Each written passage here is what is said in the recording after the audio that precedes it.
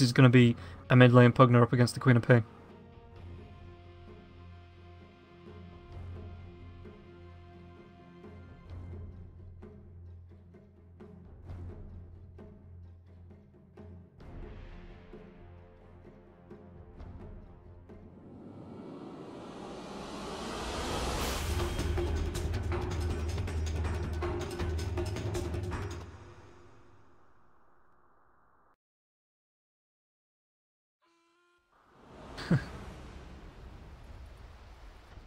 Solo. That seems to be the theme of the lineup, at least for this Dire, or the Radiant side at least. Dire team. I mean, I look at the Dire team, and overall, it does feel like a well put together lineup. Their team fight is also pretty strong. They got both a Sonic Wave as well as Chain Frost is definitely going to be a valuable tool for that, and one that scales well into the late game on top of it all. So Kinguin's lineup seems like a pretty strong draft to me. Yeah. Again, Katso sitting in the mid lane with the Queen of Pain, being able to throw out these Ice Shards, keep the Pugna in a specific area so the Queen of Pain can blink in, throw out the Sonic Wave, the Shadow Strike, in case he tries to throw himself away. It is an extremely strong combo that we've seen. It's usually the Earthshaker that sits with the Queen of Pain, but obviously they have Tusk this time. And with the Ice Shards, he does quite a similar job. The follow-up with Snowball as well for that extra little bit of lockdown. So I wouldn't be surprised to see Katso babysitting Nisha in the mid lane and really trying to make this as effective as possible, shut down the Pugna, because Pugna can be a real nightmare if you let him get any amount of farm. Once he gets the ball rolling, he is a really strong snowball hero. So yeah, I do see the Tusk sitting in the mid lane, just babysitting Nisha and trying to put a world of hurt onto the Pugna. Speaking of snowball heroes, Tusk. Came in the middle, perhaps. See for him. Appenine Zoe is going to pick up that bounty rune. He'll head towards the middle lane and continue, or look forward to getting the creep block on. Kingar and Rubik be sneaky here in the middle himself. Perhaps some kind of courier snipe attempt. Start things off with his positioning. Don't think it would really result in a kill here, of course. That's for the courier. They don't really have vision. There he's kind of poking out slowly, hoping that the courier's coming quickly. But as we see, that's not the case, so I don't think the courier snipe is going to be successful here. Pretty damn patient. Yeah, top lane, Mag. Apply some pressure. It's just sacrifice on Lich, so he can't assist a whole lot other than auto attacks. The shards will block him in, but yeah, it's not really the greatest team at getting a first blood with the three of them. No, can do a lot for us though. Force Mag back before he can get the level 2, the play into the press of the attack. And it does really force him back to the fountain if you can do enough, because the shrine doesn't come up for 5 minutes, and Legion Commander isn't the greatest at sustaining, because she does have mana issues with having to constantly use the press of the attack, as well as maybe the overwhelming odds for the last hits. Bottom lane, Patos in trouble. This possibly could be the first blood, definitely better for getting it, and sure enough it is, as they take him out. The Arcane Bolt span kind of softened him up, and then Kingar eventually rotates him with those boots. Lifts him over the air, throws him down, and he just could not react to it, so first blood struck from effect here. The bottom lane. Yeah, and I know Batrider wants to be saving money, but you really do need possibly 8 tangos if you're going to be going up against the Scarith Mage in the lane. Oh, wow. Did he die for that one right there? It looks like. Blinked on in to get it out, but it might come at a cost now. Meanwhile, Mag does die at the top lane. A couple more auto attacks. He got it off, but the salve and the uphill, he'll actually blink away. Nisha will survive. Wow, that was very close to dying just for the courier snipe right there, but he gets it, he gets out. And then as mentioned, they also get the kill on the Legion Commander at the top lane meanwhile. So, ended up working out overall pretty good for Kinguin there, but very close calls. Yeah, it looks like Mag wants to build, potentially for just roaming into the jungle. Excuse me, going towards the Quelling Blade, already got to the point into the Moment of Courage as well, so not going for the press of the attack to try and sustain on the lane. It just looks like Mag knows the lane might be lost, and if you can get into the jungle, find some extra farm, dipping in and out of the lane when it presses up, it's a lot better than just being denied farm completely. So Nisha, of course, comes back middle. Bottom lane, Patos actually could be dead again. Whew. Seems like he is going to be out of range, and RZ cannot stay close enough for another Arcane Bolt. Well, he does have mana for it now, but yeah, not in range, so Patos doing some creep pulling and trying to get in there. He is level 3, so even despite that death, he's doing all right. When you look at it from that perspective, but is having to be careful as middle lane. Speaking of being careful, Pugna has to be careful right here to Crepify Gonna save him a little bit of damage, but I don't think it's gonna be enough. Yeah, the auto attack comes out as soon as it wears off, and Nisha does get credit for the kill in the end. So good roam from that Tusk right there. You're talking about that he's gonna be a valuable asset in this middle lane especially, and he results in a kill there. Yeah, and that's just what Katsuo can do. He can just sit in this lane and keep spamming that out, and Afro Ninja is going to have a problem farming us. Mag, just, what's he doing? I mean, I don't know. I guess he was just too far. But yeah, how is he dying to a Lich Anti-Mage? Does seem odd. That really shouldn't be happening. Those are not two heroes that are like, they don't even have a stun. I mean, stating the obvious here, I know, but if two heroes do not have a stun, it seems like you just should not be dying. No, and Lich is taken, he's only got 1 point in the Frost Blast, so it's not that great amount of damage that he can do later on in the game. So Mag, it looks like he just wants the farm to move towards the Quelling Blade before he moves into the jungle, or even just, like I said, dips in and out of the jungle. And I suppose if he's not getting the procs off on the Moment of Courage, you know, it can really go downhill quite quickly for him. Race to the double damage. Pugna's like, if I can't get it, nobody will get it. Yeah, she attacks it before Queen of Pain can make it, so she'll have to fall back. She just got her bottle delivered anyways. And it's just going to use all the charges. Get back. Bat Rider bottom lane. Could be dying right here again. Arcane Bolt not going to be enough, actually. Atos will keep his distance. He pops a regen. That's 3 heroes from that dive near the tower. Unable to drop the Bat Rider, though, so good job using that magic stick as well. Stay alive. Back in middle lane. Tusk again rotates in. The shards block, and Alpha 1 auto attack away. The Decrepify will keep it alive a little bit longer, but not long enough. K-Sor will finish him off. Ooh, it's getting worse and worse now. Seems like for effect here. They got the first blood, and since then it's been 4-0 in favor of Kinguin. Yeah, and again, this is just what they can do. As soon as the Scarith Mage and the Rubik shows on this bottom lane, Tusk makes a move into the mid lane because it's going to take time for them to react. And the time it takes them to react, I think Ninja's already dead. 780 health. He takes a lot of harass from the Decrepify when he does that as well, just from the Scream of Pain. So it's going to be a real nightmare that Effect needs to balance these lanes between the Pugna and trying to gank around the map as well, because if the Anti-Mage gets free farm, if he gets the 14-minute Battle Fury with the Power Treads, moves into the jungle, it really starts to get hard for Effect to come back from this, because Anti-Mage, once again, another snowbally hero, but once he gets on a roll, it's really, really hard to shut him down. Yeah, and it goes back to this team is going to have trouble killing him, it seems like. I mean, even with that final pick, we talked about the lack of lockdown that they had. I mean, sure, Elsie brings that with the duel, but again, we're talking about an ultimate that has a fairly longer, you know, it's 50 seconds, not crazy, but they don't have that solid, reliable, constant stun to try to, you know, go for those kills constantly on the Anti-Mage. Speaking of Mag, at the top lane, this time Tusk is going to assist some hero blocking thrown in. Lift up on the Anti-Mage. He does not have Mana Void yet, but the Tusk Ice Shards once again blocking that path and resulting in another kill. We really haven't, in fact, I want to say this is the first Tusk game I've seen in this event specifically, and man, I'm surprised we haven't seen it more, because holy crap, this Tusk is having so much impact, excuse me, and King R is also going to fall. One more auto attack gets him, that whoever the TP in Matt gets here, but obviously way too late. Yet another kill, and Exotic Deer now is 2-0-2, and he's top on CS on top of that. You can't have that if you're the Radiant side, being an Anti-Mage. No, and this is what Tusk does. He's a real feast or famine hero, but if you can get him on, especially against a team that doesn't really have any escapes, you've got the Faceless Void that's got the Time Walk. No one else can really get out of those Ice Shards, so if you can land the Ice Shards into the Snowball, and you've got enough damage to follow it up, the Tusk is going to have a really, really great time. And up against the Pugna, again, doesn't have the greatest health pool, the Queen of Pain there. Whenever he goes into the Decrepify, you just throw out the Scream of Pain, the Sonic Wave once it comes up as well to do that bonus damage.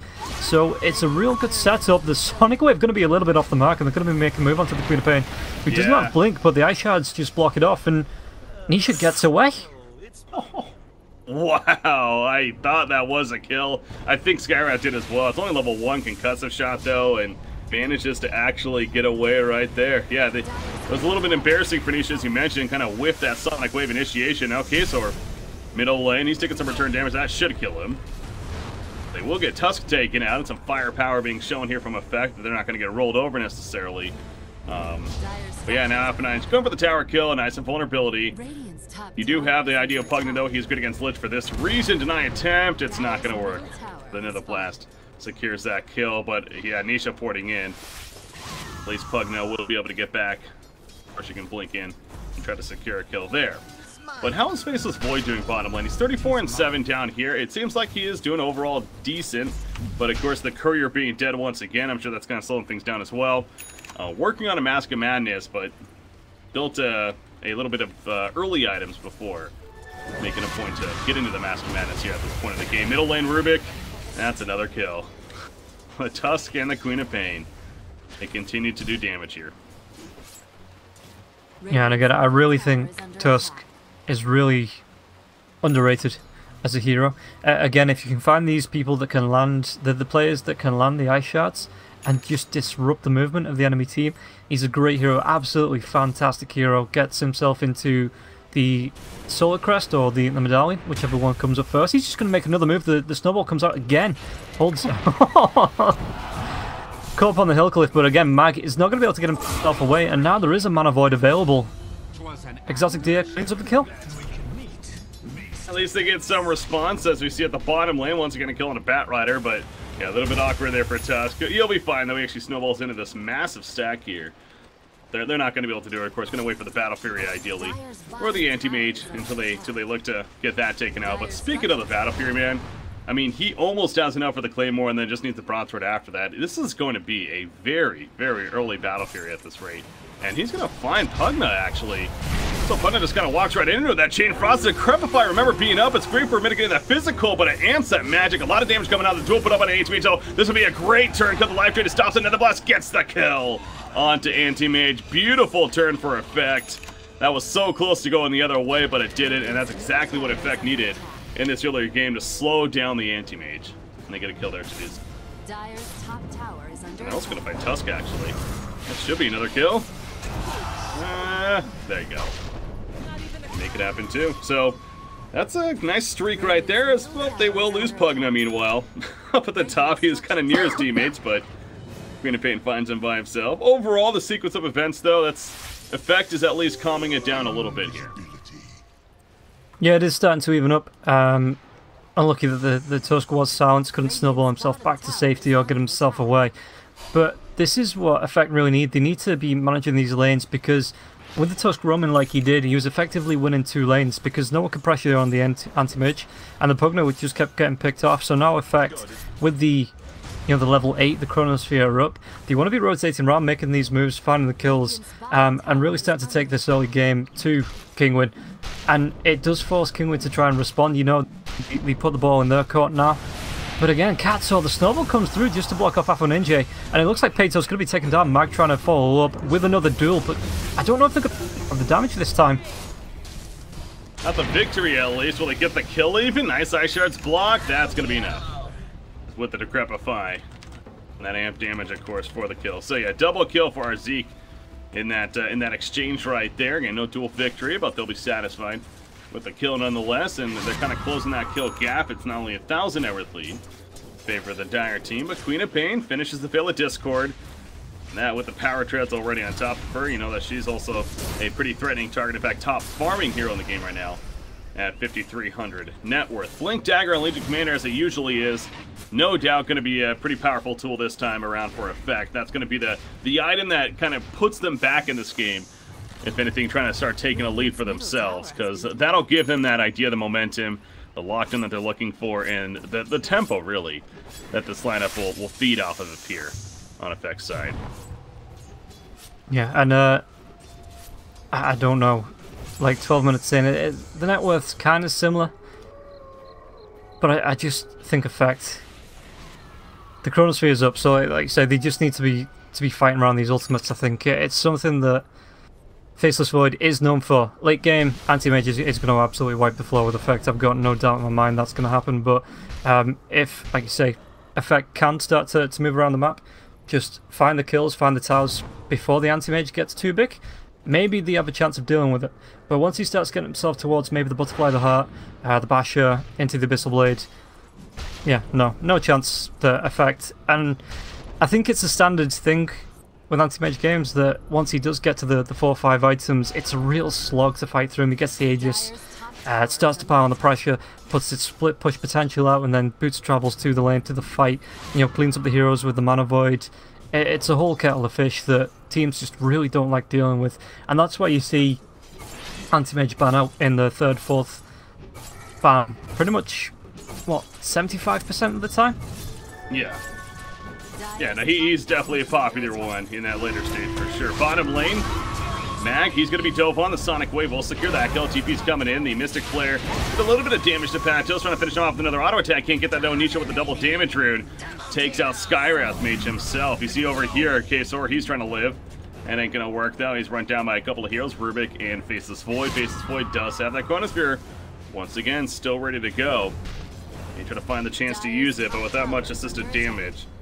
No way they jump at the Queen of Pain, who blinks away, and that will be the end of that exchange. So, but again, you always have to keep in mind whenever a fight like that breaks out, you look at the specific fight and maybe the numbers exchange fairly even, but you did have an anti-mage continuing to farm during that whole time, and that's kind of the key right there, I feel like.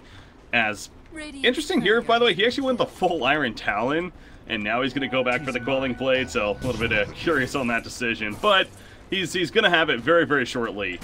Just needs a couple more creep kills, and that will be finished. Sadoy, whoa, that was bottom lane. Was that a Bat Rider? Yeah, Lasso. Looks like they got him. No blink even needed just yet. 1,800 gold saved up. He almost has it, but they managed to lock down Faceless Void, take him out, and now they're going to push bottom tower as well. That is not good if you're effect right as the Battle Fury timing's coming up, especially here for Kinguin. No. And if they carry on going on the tier 2, it looks like they want to try and make a move with the Ice Shards as well as the Life Drain. And Lich is going to go down to Alpha Ninja. Katsu trying to get himself away, should be able to get himself away if the rest of his team do come through. Or I guess they just leave him to his fate. But yeah, while this is going on, like you say, the anti-mage is up on the top lane. He's pushing that tier 1 tower, putting the pressure onto that. He's finding the farm in the jungle now as well. And Exotic Deer got himself a 40-minute Battle of Fury, going to be able to finish off the power treads and a clarity as well. It looks like just for that extra, you know, just in case anyone comes across, he can throw it at the Mana Void. But it's just, again, this is what Kinguin do. They split the map up, they put pressure on the tier 1 bot while Anti-Mage is on the tier 1 top. You then move to gank the Anti-Mage. There's 3 heroes moving to the mid lane or the bottom lane, and you just start to split the map, and this is where the Anti-Mage draft does become effective, that it kind of splits the team focus, and you've got Legion Commander on the mid lane trying to find the farm. You've got Faceless Void trying to contest the Anti-Mage. You've got 2 heroes, you know, okay, they did find a kill in the jungle, but at the cost of losing a tier 1 tower, losing some jungle creeps themselves. So it's all about the push and pull on the anti-mage draft, and if effect, like you say, if they can't find the timings, if they really can't take control of this, they are just going to lose to a war of attrition, where this could be the 9 and 12 could be the final kill score, but anti-mage could push this in. Again, 3 heroes roaming around the map. They find the Legion Commander because the Legion Commander's in the jungle looking for farm. The Pugna knows to get himself away now, but this is going to be vital time that the Pugna needed to farm up to catch up from being taken down several times in the mid lane. Top lane, they're going for this kill, they'll get the kill. There's that combination we're talking about. Even the Sonic Wave from Rubik that he stole as well, assisting right there, but at what cost now? Sadoy time walks away. No, the Sonic Wave did barely clip him, it looks like, but he still has some nice distance now. He meanwhile yields on himself from Queen of Pain.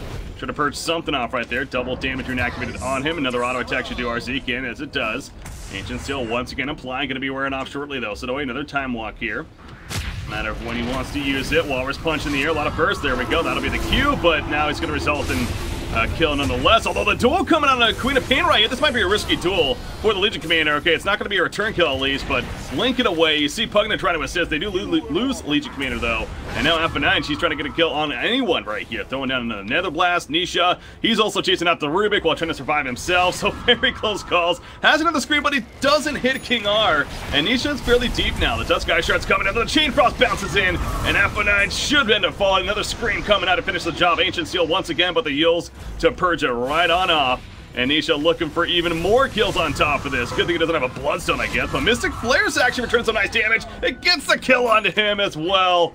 Coming out from Effect. What a final response there from Effect. And, I mean, you look at the recap of that fight. Just so crazy. It ends up being a 4 for 4. And, honestly, quite the goal change in favor of Effect overall. Their supports especially. Getting quite a bit out of that, so I don't really know what to make of that fight, frankly. I mean, it was a good fight from Effect. Any fight, anytime they can pick up the anti-mage is going to be a great fight. But you see Exotic Deer respawn. He didn't even bother to come help the rest of his team. The rest of his team picked off, was that 4 heroes, 5 heroes? And Exotic Deer just moves himself into the bottom jungle, finds the Ancient Stack, finds himself some creeps in the jungle. You know, he's loving life, he's moving himself around, going towards his Manta style now, and this is something, again, it's this push-pull that I was talking about before, that, yeah, okay, they lose the Anti-Mage, but they pick up another 4 heroes, Anti-Mage comes back, and pretty much gets the farm back instantly, moving himself through the jungle. So, this is a big time in the Effect need to be fighting every time this Chronosphere is off cooldown, and they need to be looking for that Anti-Mage, I think. Taking a tower off the back of it, taking objectives, maybe looking towards a Roshan to make it harder to fight into next time as well. But they need to be finding this Anti-Mage pick-off, and then they need to be following up once he's back on the map and farming up a different area of the map. Well, they are smoked up again right here. At least 3 heroes. A Pugna and Legion Commander roaming towards the bottom side. The Dire team throwing out a scan. It got close, but doesn't look like it's going to pick up on anything. They're smoked up themselves, so we definitely could have a clash coming out. Again, Chronosphere is ready. That Mask of Madness. LC also sitting behind. Blink, ready to go. And assist as well. Lasso, there's the jump. As the attack comes out in response, Sonic Wave does still connect. He puts out that the Decrepify after the fact, as Tusk kind of goes in with a flank, and he's going to end up dying. Actually gets a dual victory to them right there. They did take out Pugna, though, so a 1-for-1. But again, seems like a broken record right here while this is going on. Exotic Deer on the Anti-Mage. Continuing to farm elsewhere, pushing out top lane, farming the jungle now. So unless you're really dominating these fights with your Effect, it's not really going to be working out for you in the long run. An Anti-Mage, he's almost got a full Manta style now because of the farm that he's made. But Tier 1 tower at least going to be pressured. That's what Effect is going for here. As Faceless Voice still has that Chronosphere, but can't find the Bat Rider or another target. And they'll be happy with the Tier 1 tower kill, but again, they've spent a lot of time into dropping this Tier 1 tower, especially with that Lich Armor. As we're now 20 minutes in, and it's still a 4,000 overall net worth lead, but you can't say they're not trying, that's for sure. It's just good responses from Kinguin, not giving him the easy openings in terms of finding those jumps for the most part.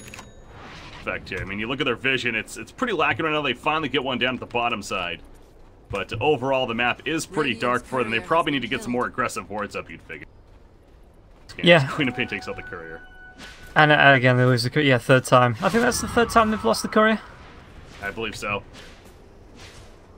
That's frustrating. But again, Sidoi should find the kill on this Lich. Does find the kill. But it's this thing of Effect have a great team fight, but they don't have any real tower punches. You know, the Anti-Mage on the... Okay, Alpha Ninja is there. He's able to throw down... Well, might be dead, but he's able to throw down those blasts, you know, to do a little bit of damage to the towers. But the Anti-Mage is so quick at cleaning up towers just because of the fact that he can clean up the waves so quickly, and he's got the creeps to reinforce him. Whereas Effect, they take a fight, they take a Tusk kill in trade for a Pugna, and that's kind of it. The push potential is kind of on the floor then, and they need to wait for the Pugna to come back up to put any real pressure on these towers. The Anti-Mage isn't going to wait for that. The Anti-Mage is just going to move to another lane, let his team do what he does, you know, do what they do, and then put pressure onto the Tier 2 tower, like we saw. Takes a Tier 1, puts pressure onto the Tier 2, gets himself out. I don't even think he's been involved in a team fight purposely this entire game. I am wondering what he goes for at this next item, because these first two, you know, Battle Fury into the Manta style, that's basically the core of what we see every Anti-Mage. But then from here is where it starts to transition a little bit. It could be the BKB, could be even straight Butterfly, you know, etc. So is there maybe something that stands out to you that would make sense? Is the BKB that necessary this game, you think? No, probably not, because I'd potentially see him moving into the heart. Maybe BKB later on, just because if he does get caught out, the Butterfly, there's only really the Legion Commander and the Faceless Void that's going to be doing that right click. And if it's the Chronosphere that he gets caught out in, you know, the Legion Commander isn't going to be there to right click. The Heart's going to offer a little bit more survivability. It's just pure health as well against the magic damage coming out from the side of Effect. So yeah, the BKB could be there once he's ready to start fighting. You know, he decides, right, I'm 6-slotted, I'm 5-slotted, whatever. It's time to really take it to Effect and maybe try and close out the game. But for now, I potentially do see it just being hard. It makes the illusions a little bit tankier as well. It makes him harder to kill. It's a great mid to late game item that if he does get gone on, he's not expending these BKB charges that he could really need in the late game, but it does offer him that little bit more survivability. Dire's top tower has fallen. Alright, we'll see what he follows up with for sure, but Ultimate Orb still needs to be purchased. I mean, he has enough gold for it. It's just a matter of actually getting over to that shop and buying it here. He's not going to bother using the courier, of course. Keeping that for other teammates. He's so mobile that he can get there pretty quickly. In fact, did go that -1 second blink cooldown on top of that, so 4-second cooldown now on that blink. Around the map very freely here. This smoke is interesting because running into a couple of heroes. He's ready inside. It's going to be exposed right there. Do they really jump? Oh, they found Queen of Pain, but did not react that quickly. And Satoy went up the hill, hoping to find a target. They do find Queen of Pain, the Mystic Flare on top of the duel, and they eventually get him. So Queen of Pain, that almost seemed a little odd right there. He's kind of walking around the area. Definitely saw them. Did not expect them to jump so aggressively, though, apparently. And they do drop her. I mean, she's working on the Lincolns, which would have been nice to have in that case, but obviously doesn't have it yet, so a good find for Effect. She's out for the next 50 seconds and mitigating her farm at least. So again, Effect is getting the occasional pick. We saw the Anti-Mage earlier. We saw Queen of Pain now right here. But it's like, now what do you do after that pick, right? Because if you ultimately just kind of go back and farm, it doesn't feel like that's really accomplishing enough in the end. In the long run here for Effect. No, it's just this thing of, yeah, they're only 3k behind in the net worth, but they need so much on the heroes to be able to fight. Legion Commander's going for that Shadow Blade now, potentially goes for the Silver Edge, just for the right click onto the Anti-Mage, and taking out the Spell Shield. It's a 50% resistance to all the attacks, all the magic damage coming out. You've got Faceless Void wants to go towards the BKB, and even though the Queen of Pain's down, that's a good pickup that Effect should think, well, we've got a Queen of Pain down now, we're 4v5, or 5v4, and the Anti-Mage doesn't really want to be fighting just yet. You know, maybe look for a tier 2 tower, or look for a little bit of damage, or look to, like you say, to get some more ward vision down. Don't just go back and farm, because it's alright, because you are getting the items, but objectively you're getting nothing from it.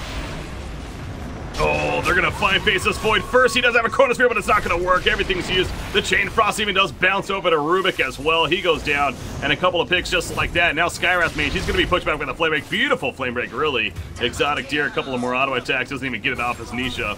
We'll finish him anyway. It's a double kill for Nisha there, but yeah, that find, they had a Sentry, and I believe he just walked into the Sentry area, so they knew he was there. I don't know if they dusted or what. But the lasso came out. They take him out. Obviously, you got the responders out of Effect as well. And now they're going to transition into that Roshan. That's what I was going to suggest if you're Effect. You know, to pick off Queen of Pain. Maybe the Roshan kill would have been nice, but now that won't even be an option for a while as Kinguin's going for it. But Legion Commander is going to make it a little difficult. He uses the Shadow Blade. He's possibly going to go in, actually. And chance for an opening. Duel is ready. He's going to go for it. Roshan getting low. Keep an eye on the Aegis. The duel is up, but Elisa picks it up. Actually on the Lich. He will let it fall in. Mana Void does not finish off Mac, though. He's going to get the winner. Taking out the Tusk. Lich is still there. He's going to respawn. Throws out the Frost Blast. But I don't think he's getting out of Yell. Maybe he is. TP is successful. And so he does escape. So, well, Kinguin, they don't get to keep the Aegis, but really, again, I don't think that's necessarily that big of a deal if you're Kinguin there. No, yeah, okay, they lose here, just like you say, but they get themselves out. They only really lose the Tusk. The big thing is they lost the Aegis, and LC got a little bit more dual damage from that fight, which is great from Effect. You know, anything, these little 14 damage, that's like an item. It's a decent amount of farm that he's sitting in the jungle trying to stack up. So, yeah, anything, any little bit that Effect can get from these fights is going to be great for them going into this late game now.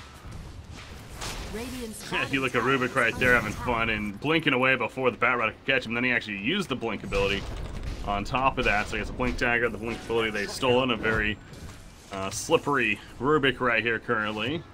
Look out for if you're Kinguin.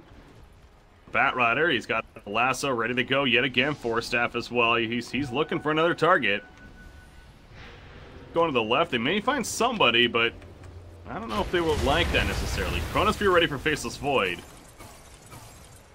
He's looking for himself to try to find that jump, but Tusk a little bit too far back. We're in that scary spot. They're so close to one another. but nothing actually happening. We do see Anti-Mage, though, the next choice that he is going to go for. He is going to go the Lincolns right here. It's a pretty damn good Lincolns game, specifically the duel, of course. And Ags, at that point, wouldn't then do anything, so, yeah. You're going to get the Reflecting, the Lincolns, or the, avoiding the single target, that is. The Lincolns, of course. Yeah. Yeah, it's a great item as well, just being able to escape, not having to try and bait out the Rubik telekinesis first. You can just go straight for that blink, and not worry about any follow-up, really. It'll. Looking, man, it's like, that's got to be so tempting if you're Sonoy right there. Go in and open with a Chronosphere. He had a little bit of backup nearby, but did not feel confident enough. Definitely had the vision, too, went to their perspective right there. Choosing not to, however. A little safe. Can't do that too much here. In a game like this, of course. Yule's finished by Patos, meanwhile, and we've also seen how powerful that's been at this game, as hell, even Rubik picks one of his own. But specifically for the Dire team, to get rid of that Ancient Seal debuff of Skywrath Mage with the Silence, seems like that alone is a pretty good tool to get rid of.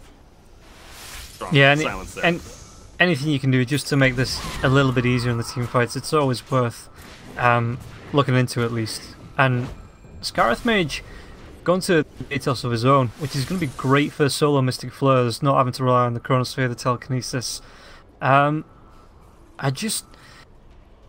Again, it's the farm being split between the Rubik and the Skywrath, not prioritising on both. It could have been a little bit earlier, but within the team fights, it's completely on the mark. 30 minutes in, as a Skywrath, not the worst timing in the world to be picking that up. Yeah, to me, I mean, you look at these supports right here, being level 14 as well, having the level 2 Mystic Flare, it seems like it, from a couple of perspectives, it's actually not too bad with how he's doing. Middle lane Rubik, he is able to blink away. Oof, good job with that Yules into the blink. Mentioned before, so the blink that he has stolen from Anti-Mage is going to wear off here in a couple of seconds, though. Get a little more freedom to use that. Top lane, they're going in for the kill. That will be the Queen of Pain, and it is going to be enough. The Snowball was too far away from Castor, and now he's in trouble as well. He's going to get 4 staff. King lifts him up, though, and is going to bring him right back in for the eventual kill. The Walrus Punch ain't going to save him there, but yeah, big kill on the Queen of Pain, and now, again, his effect's going to be able to capitalize with going for that objective now, this being tier 3 push, it looks like. I think they need to, especially with the anti-mage pushing the bot. I think with the Chronosphere available, you wait for this creep wave to come in and they put the pressure onto this tier 3 tower. Otherwise, if they go back to defend every single time, they've got the LC back down there to defend. They've got 2 heroes down, you know, force out some buybacks, try and take an objective if they don't, and really start putting the pressure onto Kinguin. Otherwise, if they play it too defensively with a whiff Chronosphere, that's not great. But if they play it too defensively, again, they'll just lose Death of the Thousand Cuts. Oh, actually, Anti-Mage, he overstepped his hands right there. He is going to pop the main style barely and get away, but yeah, his main style was still on cooldown, actually, when he got silenced up right there. So that was a very scary spot for him to be in. You saw that with Chronosphere, and I think that was like Anti-Mage's like, all right, now it's a free reign, I'm just going to go. And almost backfired for him. Meanwhile, though, Rubik is going to be lassoed up, and they will finish the job on him. Sadoy barely TP's out in time, or he can be stopped, as the Walrus Punch was used just prior from Tusk. So they do get away, they do retreat, and again, so they get a bit of damage on that tier 3 tower. You talked about Anti-Mage split pushing, though. He also got some good damage down here, and he, of course, stayed alive in the long run, and is working towards the Basher into the eventual Abyssal Blade. So he is going to become much more of a damage threat, and will be at a spot where anyone he finds with the Abyssal Manta style should be a pretty free kill moving forward right here. So that window, it's not closed by any means just yet for effect, but it's definitely starting to go down a little bit. It is closing, and they got to keep the aggressive picks up, which again they've been doing a solid job of. You really can't discredit them there, but it really is a tough game for them with how it continues to be. The Anti-Mage farm especially, but that's going to be another outer tower, and I believe that's the last one. Yeah, no, middle tower's up. Excuse me. So middle tier 2 is still up. They're slowly working at that. Probably just going to transition over to the middle lane even, or keep going top. They may just stick around the area. Again, just keep the pressure on. Try and force Legion back. LC is off the map now, so they're not quite sure if she's TP'd or not. The tier 2 is going to be taking a lot of harass, and you can just see a little bit of maybe a little bit of Do we go, do we not go? Well, the LC's missing and Exhausted TPs himself away to push back this bottom lane. But this is exactly what Effect need to be doing. Need to be splitting the map themselves, putting the pressure on. Again, looking to fight around the Chronosphere. I think if Kinguin tried to stack up there and push the tier 3, it wouldn't have turned out as great as they wanted to. Looking at the buybacks, it's going to be 4 buybacks on the side of Kinguin, so maybe even if they do lose a couple of heroes, the buybacks are there, they maybe go for a repush, but not wanting to take in that risk against Effect at the moment. Smoked up here. 4 of them, Radiant side. Oop, maybe catch Anti-Mage. He's mine. Chronosphere ready. Oh, if he farms this could be in trouble. There we go. The Chronosphere opens. He does have a little bit of support nearby. That Mystic Flare, though, remember that passive, though, is doing a lot of work. He's taking through a lot of this damage. Sonic Wave in return. They are going to kill the Anti-Mage. He has that buyback, though, as mentioned, but the Chain Frost bouncing around. They probably don't even need him. Getting a double kill for Elisa. Pugna's going to finish off Tusk. He's going to be thrown in there by the Yos. Mag gets picked off, though. And this Queen of Pain still looking good. An Arcane Rune active threat, all this. However, Pugna with that BKB. The zaps of the Nether Ward also being annoying. Not going to kill Nisha in the end, though. She'll kill off the ward, and now going back in for Pugna, who ends up being the sole survivor in this fight. So they used everything to take out Anti-Mage, and it worked, but obviously comes at a cost, as it's going to be 4, possibly 5 heroes. A Shrine used. There's a buyback from Rubik. He's coming in. They want to turn this fight, actually. In fact, Queen of Pain, he now has to respect that for sure. He has to blink away. Appenine somewhat still alive. Life Drain not up for another 10 seconds. He's taking the right clicks. Not going to be enough, though. The Sonic Wave comes back in. The Sonic Stream, excuse me, and does finish off the job. And now Rubik, he's going to be added up with the sticky napalms. He, too, is going to die for the dieback to top it all off. A 6-for-2, we'll call it, in favor of Kinguin. Yet another case of Effect. They get a pick, and it was good, but there happened to be the support just right there, and the turn was real. Yeah, and you could tell they wanted to get in, find the Anti-Mage, get themselves away. The Rubik, as well as the Pugna, being able to waste as much time as they did near that shrine, potentially saved at least this tier 2 tower in the mid, just because Kinguin are so distracted trying to find this kill on the Pugna. They want this kill, they've got the red mist, they can see this kill coming. The Rubik TP's in to delay even longer. By the time they found the kill, the LC's back up, the Faceless Void's back up, the Scarith Mage is back up as well, and against the 3 heroes that were up, 3-4 heroes that were up on the side of Kinguin at that time, that would have been a really hard fight to try and take, pushing up onto the high ground on the side of Effect. And even now the duel coming out with that Mystic Flare, Mag, he's on 98 duel damage. It's really starting to stack up. These duels are going to be coming quicker. They're going to be, being able to take down heroes faster as well, as the damage does stack up. So this is where Effect could potentially, 63 seconds, could start to maybe put pressure onto Kinguin. Take a little bit of map control back, maybe even look for a second pick. The Chronosphere does come back up, so there's no reason why they don't group up and look for a second kill. Yeah. I mean, about these dual charges here, dual damage, whatever you want to say, for a Legion Commander, they need it, because you look at that last example right there, still killing the Anti-Mage, how long it took to kill him as well. Again, a lot of that has to do with the Spell Shield passive of his, and how reliant they are on spell damage to get these kills. And Pugna, of course, leading the way in net worth. He's doing pretty damn good. He's 15,000 net worth.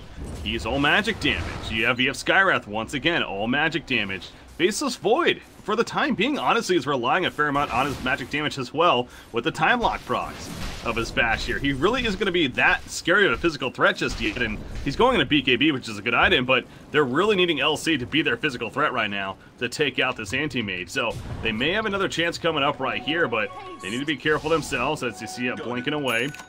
So Kinguin was coming in with, I believe what was an initials, not getting an opening, and thus are going to be falling back from a situation here. But Anti-Mage, as he continues to farm just a little bit more, guess what? He almost has an Abyssal Blade now, as he's sitting at 3,500 gold. And he's almost level 25 as well, which is just another pretty key thing here. Usually we see that 25 agility, so just kind of free stats for him. Minus 50-second Mana Void cooldown this game might not be a bad option, considering you're going up against a Pugna, even a Skywrath Mage, but we'll see. We'll see what he chooses to do. Either way, it's going to be a nice pickup. And this smoke, though, Patos, he's finding somebody. He found at the LC. It sure is. That's going to be a quick start. Nice Decrepify, trying to save him a little bit. Ain't going to work, though, in the back lines. They do kill Tusk. Exotic here maybe went a little bit too deep. And Throi pops his BKB and is running. Chronosphere didn't really get a whole lot, unfortunately for them. Rubik down as well. That's a great find for Patos. That's a prime target, and with no buyback on top of that. Uh-oh, this is a huge opening for Kinguin now. Yeah, and you just saw the LC was the hero they didn't want to be caught out. You know, Sidoi tries and cancels the Chronosphere. He doesn't want to be throwing that out until the LC's clear, otherwise he's definitely dead. And couldn't even catch the Queen of Pain, and it blinks it out just before the Chronosphere comes back up, which is really painful. And now Kinguin just move into the tier 3 towers, look for racks, look to do whatever damage you can, and there's no buybacks available now on the side of effect. They've put it all into the items, trying to look for these fights, and Kinguin should be able to take at least, well, they've got 1 racks, and now they're just going to move themselves out, play it safe, I guess. Don't want to be committing too much, especially with this tier 3 tower on the top lane being pushed in and taken down. Nisha moves himself away. And everybody else says, you know what, let's back off, let's not overextend, play it safe. And it was a great fight for Kinguin. Like I say, LC is the one hero you don't want to be caught out by the lasso, because there's no real hero there then to cancel the lasso if the Rubik's not arranged to pull the telekinesis off and drag the Batrider back and make sure that the stationary, the Batrider is kept stationary while the lasso's going. Yeah, that got a little scary there for Kinguin as the push was happening. Just the 3 heroes of effect, Pugna especially, were doing a hell of a job of holding right there, but eventually they get the kills, they get the melee racks, and so they accomplish quite a bit off of that LC pick, and also find Skywrath Mage up here by himself. This is what I was going to say. Now, Kinguin really should just look for the open Roshan, and sure enough, they go into it. I mean, Effect may try to go for a steal right here, and you could argue that's probably maybe their last bet to try not to let this game get too out of hand, but they're not going for it. They're falling back, and now you're going to have to deal with an Aegis on this over-farmed anti-mage, as well as Chief pickup, I'm guessing, for the Queen of Pain here, as that looks like that is the case. So, yeah, anti-mage now has the Abyssal Blade. He did not have that in the last fight. He just had the gold to purchase it, but now he has it as Shiva's finished on Queen of Pain as well. So the next tier items also coming along pretty nicely for this Dire team to top it all off. And they're going to find Pugna, and that would be staying dead for him. Yep, that's going to be 80 seconds. No buyback. That could be the window to finish this game now for Kinguin. Yeah, and that's where in 90% of pubs people are screaming, don't go on your own, don't go on your own, don't go on your own. You know, just up to the high ground on the other side of the base. It's really risky if you don't have the vision. The lasso can come out, lock you down, find the kill, which, you know, Pugna doesn't really survive through this, and now it puts them at a massive disadvantage. This could even be, like you say, this could be game. If they can't find maybe 4 or 5 heroes, losing 1 or 2 of their own, Kinguin just keep putting the pressure on. They take the tier 2 tower in the mid, they take the tier 3 tower in the mid even, they take the racks, and it just gets really hard to manage the lanes then. Well, they're trying. Here we go. You got to try something. Queen of Pain, the Chronosphere lockdown. You see the minimal damage on that Shiva. He's taking up quite a bit. Lasso initiation. It's Legion Commander. In comes the Mystic Flare. Spreading on multiple heroes. All the Sonic Wave turnaround. And LC staying it for 85 seconds. And in fact, they're just going to call it GG, well played. At this point, it was really a lost cause. And Kinguin will secure the victory in what is game number 1 of this best of 3 third place match. So, again, the game of the anti